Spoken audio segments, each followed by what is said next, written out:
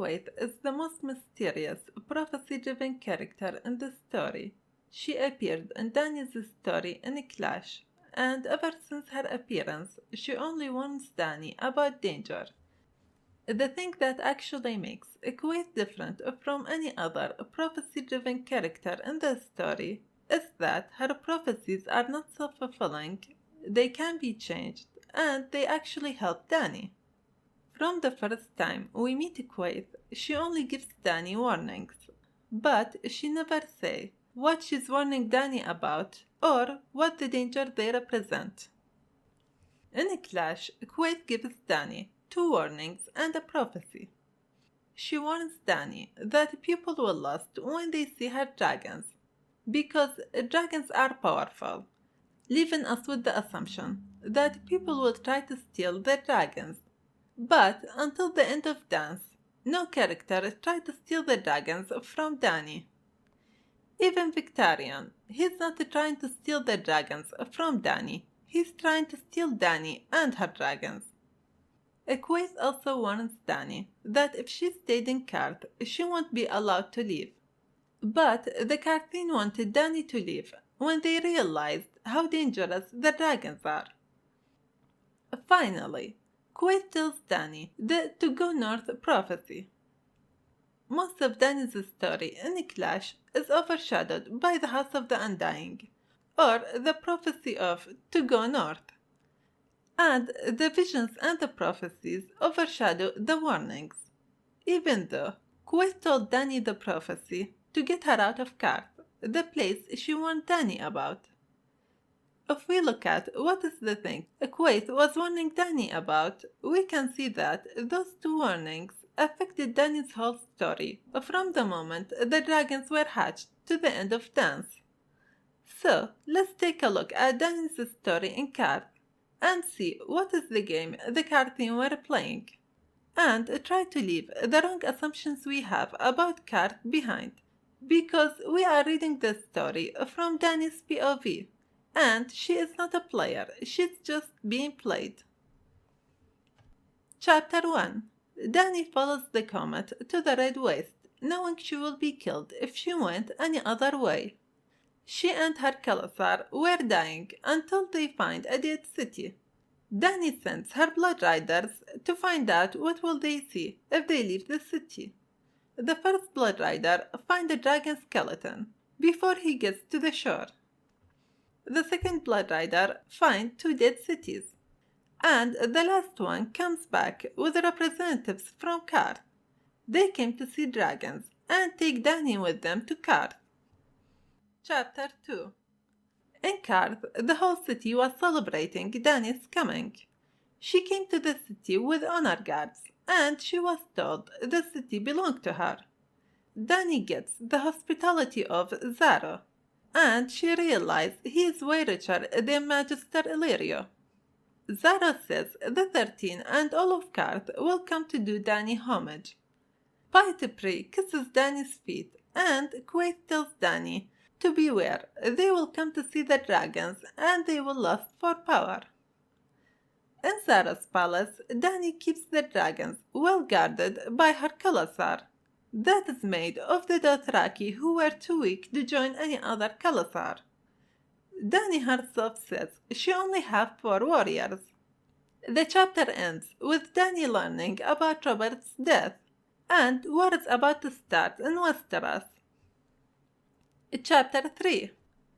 The chapter starts by Zaro asking Dany if her dream about going to Westeros is dying after the Pureborn refuse to help her. Zaro gives Dany a ruby to ward off poison, because the Pureborn are well known to poison people. But Dany thinks the Pureborn didn't even give her water to drink. Zaro is getting Dany to wear clothes in the Qartheen fashion, and he tells her she should weep and act like the Qartheen. We also learn the Pureborn are a shadow of their former glory. They were only interested in Dany's dragons, and they are not interested in helping Dany. People are bringing Dany gifts so they can see the dragons. the Tourmaline Brotherhood gave Dany a crown of three-headed dragon.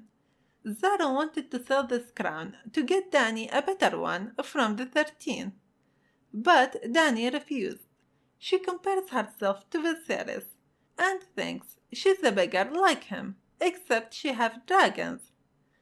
Ser Jorah is the only one who's guarding the dragons in this chapter. Zara refuses to help Dany in any way to go to Westeros. He gave her an army of toy soldiers when she asked for an army. He asked her to make Qarth her kingdom and him her king. And he says the Tourmaline Brotherhood and the Spicers won't help her as well. Dany is slowly losing hope of going to Westeros after being refused by all of Qarth, until quaithe explained to her how much the Fire Mage power increased after the birth of the dragons, and tells Dany she should leave soon or she will never be permitted to leave. Quaithe tells Dany that to go north prophecy, and tells her she will get the truth in Asshai, in front of Zara. This is the last time we see Quaithe in Qarth. And Zara tells Dany the truth she will find in Asshai won't make her happy. After going back to the palace, Jorah tells Dany that Zara can ask for a dragon if he married her, and Dany thinks this is Zara's goal. Jorah reminds Dany that she shouldn't trust Illyrio because he sold her. And the chapter ends with Dany deciding to go to the House of the Undying. Chapter 4. Zara comes with Dany to the House of the Undying, trying to convince her to the last moment not to go into the house. Jogo, Ego, and Jorah Mormont are with Dany, which means only one of her blood riders is in Zara's palace, protecting the other two dragons. I go through the House of the Undying into other videos, so we will skip the rest of the chapter. Chapter 5. After burning the House of the Undying, Dany gave up on Qarth. She decided to act like a savage, just like the milkmen think of her.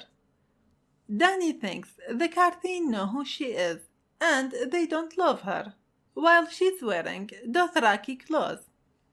Dany thinks she has to run away, because Pythepri and the warlocks trying to put spells on her. Zara is telling her they are scary now because of those magical things that happened. He used to think they are just a joke, but now he doesn't know anymore. He tells Dany it is a wise thing to run away, but he still wants to marry her. Dany refused to marry him, so he told her to leave his palace. Dany thinks the Qartheen remembered dragons are dangerous after the House of the Undying, the Tourmaline Brotherhood asking for Dany to leave the city, and the Spicers for her death. All what Zara can do is to stop the 13 from joining them, even though Dany refused to marry him. Dany thinks of where she can go if she leaves Qarth, and realizes she have no good option. She can go east and away from all of her goals. She can go back to the Dothraki Sea, but she have to go through the Red Waste again. And there they can be killed by any other Khalasar. Or she can stay in the shadow of Qarth, in the Dead City until her dragons grow up. When Dany asked Zara for ships, he talked about trading a dragon for ships, and Zara tells her, mothers sell their children every day. They can always make more. Zara thinks Dany is crazy for asking for a third of the ships in the world, and he tells her she's no longer welcome in his palace. When Dany thinks about the Undying's prophecy, Jorah tells her she should ignore it because they wanted to kill her. Ego, Jego, and Jorah Mormont are with Dany, leaving only one of the Blood Riders to protect the dragons. In the port, there is someone trying to sell painted rocks as dragon eggs.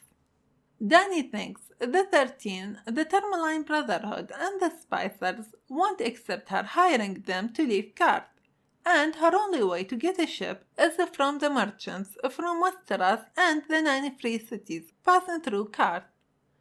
And for some reason she couldn't find any captain who accepted to take her. The first captain laughs at her without saying why. The second captain doesn't believe she's the real Dany, and he also laughs at her. The third captain is too scared of dragons on his ship. The fourth captain is okay with dragons, but not with the Dothraki, because they are godless savages. Even though it's weird for merchants to care about the gods of other people they are working with.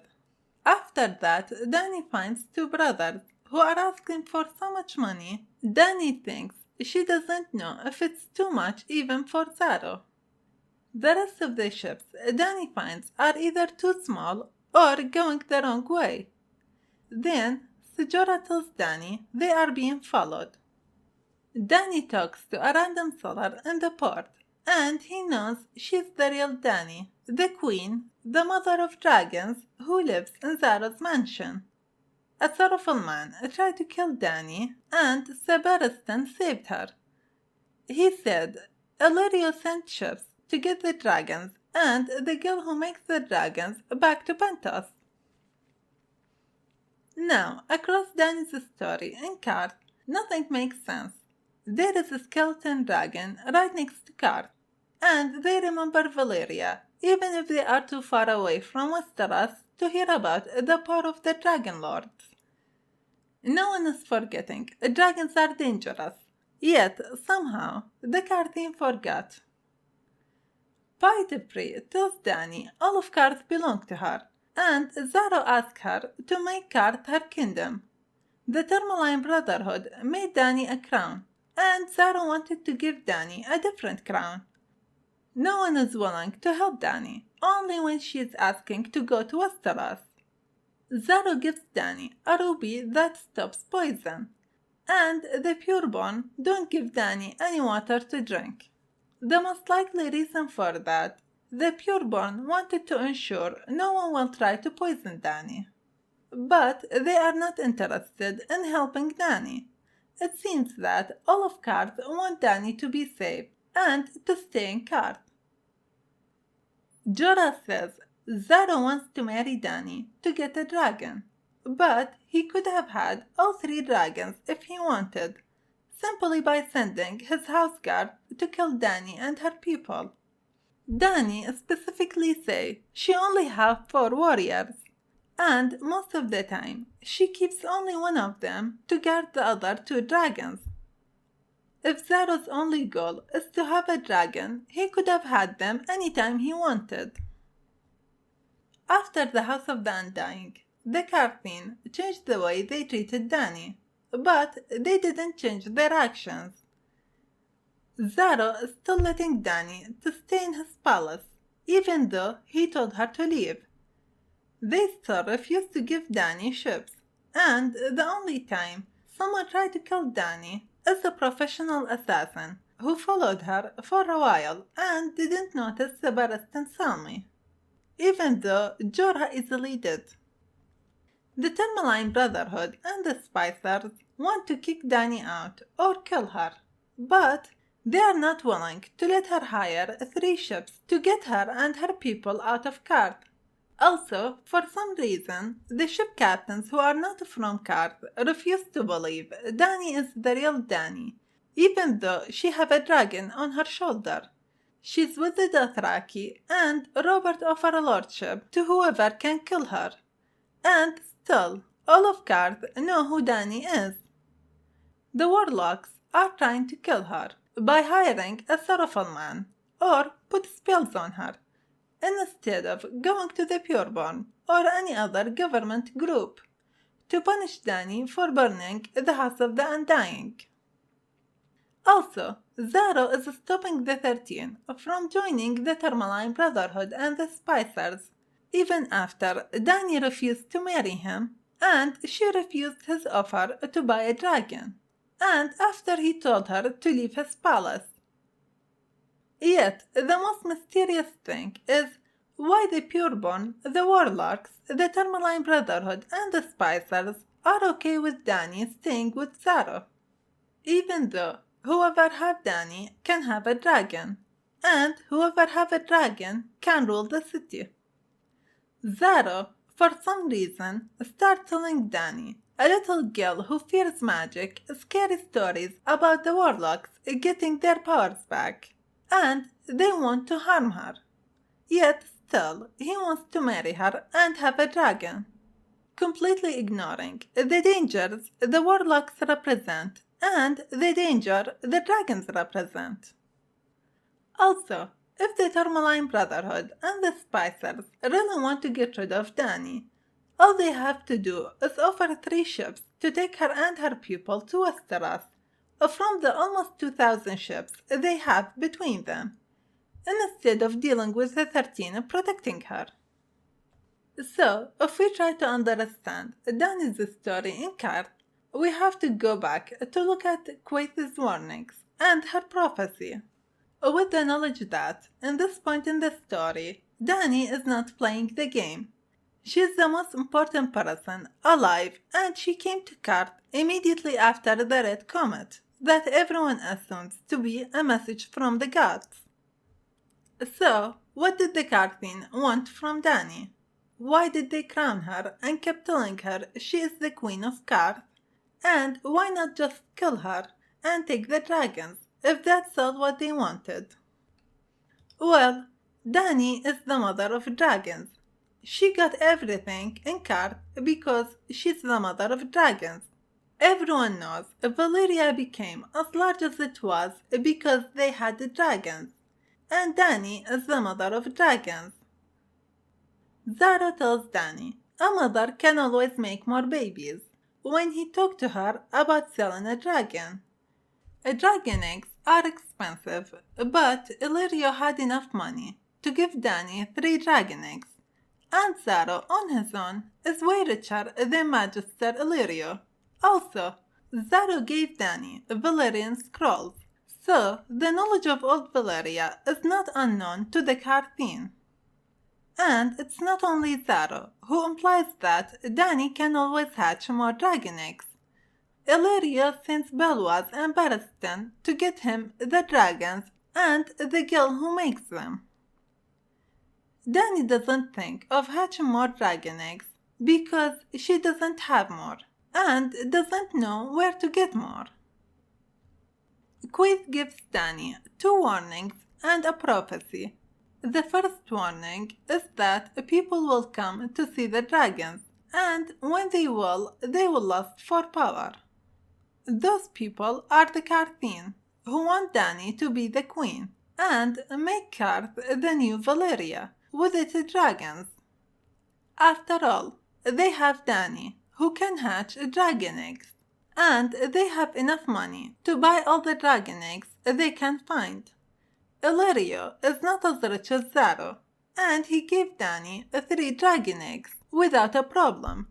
So, clearly, dragon eggs are not that expensive for rich people.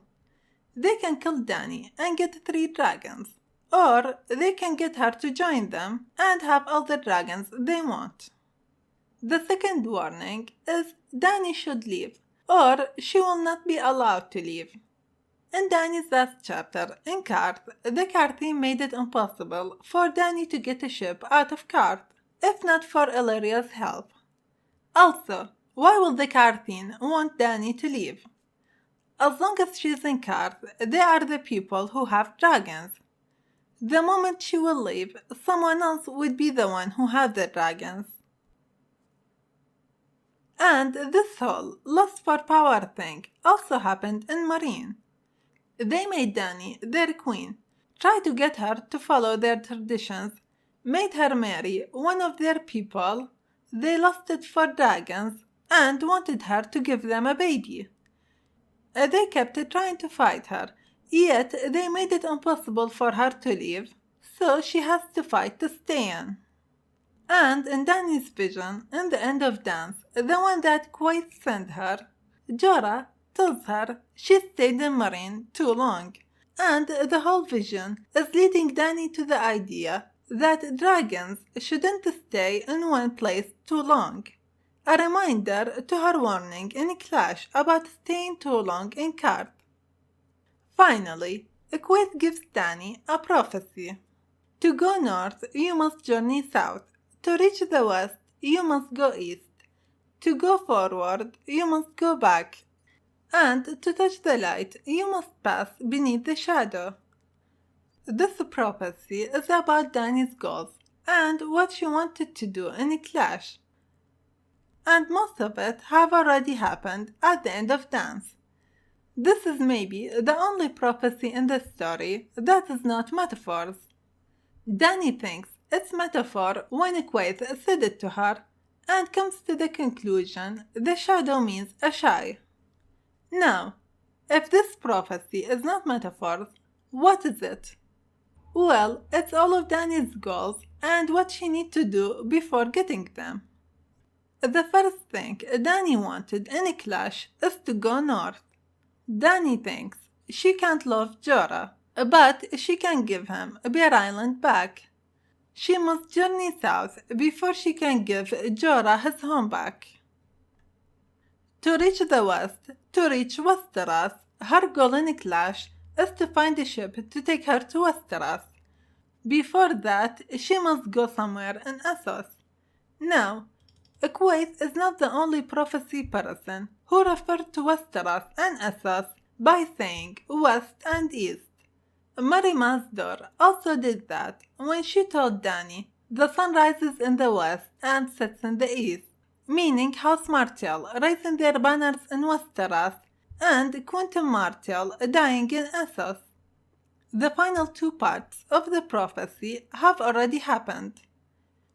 To go forward, you must go back.